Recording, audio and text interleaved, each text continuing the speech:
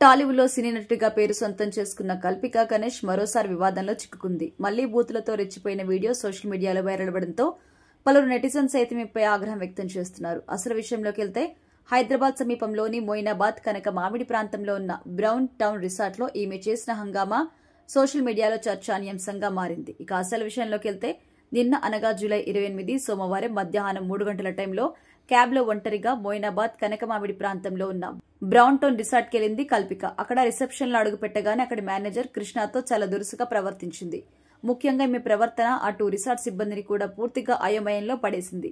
ఒక్కసారిగా మెనూ కార్డుని విసిరేయడం, room keys ని మేనేజర్ ముఖంపైనే విసిరి కొట్టడం, అలాగే మేనేజర్తో అసభ్యకరంగా బూతులు మాట్లాడడం వంటివి కల్పిక చేయడంతో అటు సిబ్బంది కూడా ఆశ్చర్యం వ్యక్తం చేశారు. అంతేకాదు ఆమె మాట్లాడుతున్న బూతులని అసహ్యంగా చూశారు కూడా.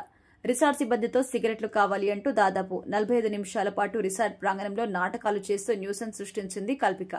ఈమె కారణంగా రిసార్ట్కు వచ్చిన గెస్టులు కూడా అసౌకర్యానికి గురయ్యారని, ఈమె ప్రవర్తన చూస్తుంటే ఈమెకి ఏదైనా ఇతర సమస్యలు ఉన్నాయేమో అంటూ సిబ్బంది కూడా అనుమానం వ్యక్తం చేశారు.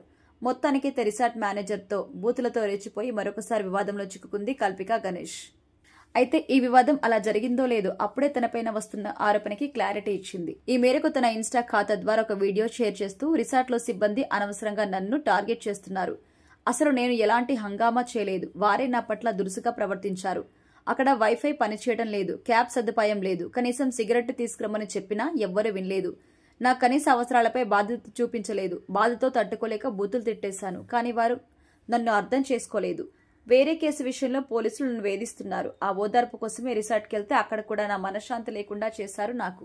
అసలు నేను ఎవరిని ఇబ్బంది పెట్టలేదు అంటూ క్లారిటీ ఇచ్చారు. ఇక దీనిపై కల్పిక తన ఇన్స్టా ద్వారా క్లారిటీ ఇచ్చింది. కానీ అటు రిసార్ట్ సిబ్బంది ఇంకా ఈ విషయంపై అధికారికంగా స్పందించలేదు. మొత్తానికైతే కల్పికపై ఇప్పుడు నెటిజన్స్ నుంచి భిన్నాభిప్రాయాలైతే వ్యక్తమవుతున్నాయి.